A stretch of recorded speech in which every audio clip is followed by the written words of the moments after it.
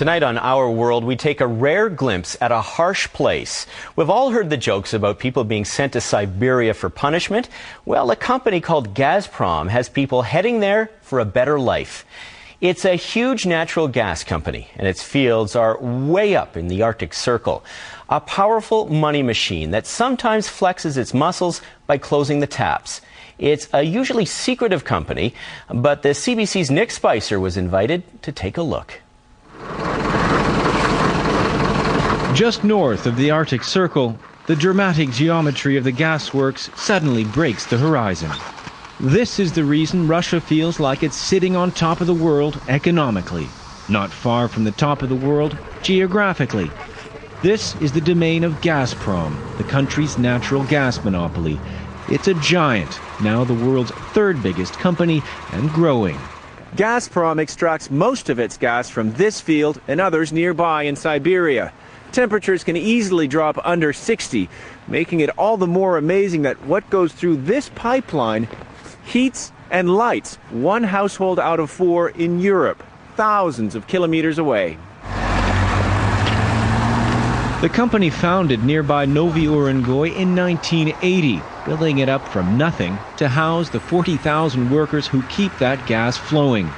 A place with 253 days of winter, and a place where journalists are usually not welcome. But Gazprom invited the CBC, along with other media, for a rare peek at the closed city. There are the Soviet-style apartment blocks you see everywhere in Russia, the same buses and harried workers. But inside the homes of Gazprom workers, there's a surprising affluence. Alexander Padrankasov recently spruced up his kitchen and takes his family on long vacations. Work in the gas field means money to spare. На мой взгляд, это в первую очередь стабильность. Стабильность и, как сказать, вот уверенность за своих детей. То есть,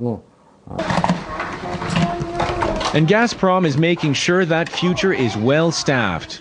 The company pays, and handsomely, for this well-appointed kindergarten. Сейчас вот этот вот национальный приоритетный проект «Газпром детям» для того, чтобы все-таки было здоровое у нас поколение следующее.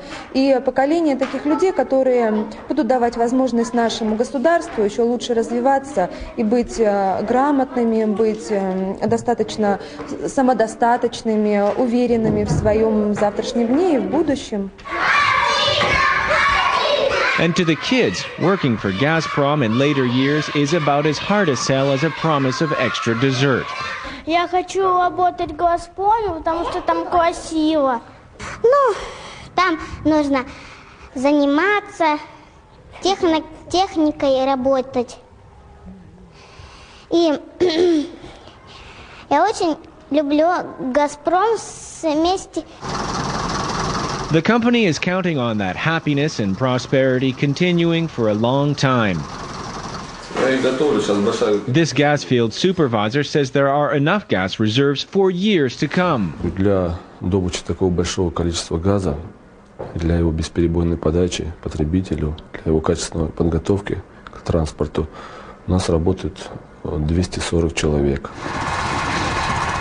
Fine on paper, but there's a problem. The Russian government interrupts those supplies whenever it wants. During a dispute with Ukraine, Gazprom cut off gas supplies to Europe for 4 days because the European gas pipelines run through Ukraine. That interruption sparked Western talk of energy bullying and a new Cold War. European clients' fears about the reliability of Russian gas supplies are quickly, if not reassuringly, dismissed.